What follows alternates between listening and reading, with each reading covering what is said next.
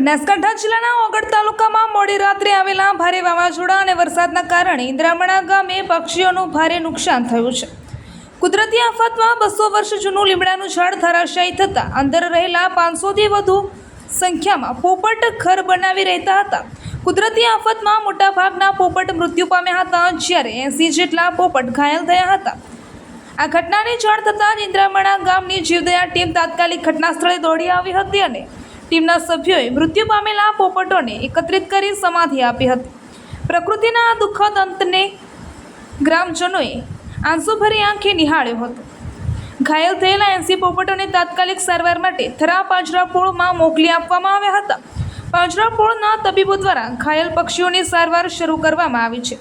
જીવદયા ટીમની આ ત્વરિત અને માનવીય કામગીરી જોઈને ગામ લોકોએ ખૂબ જ પ્રશંસા કરી હતી।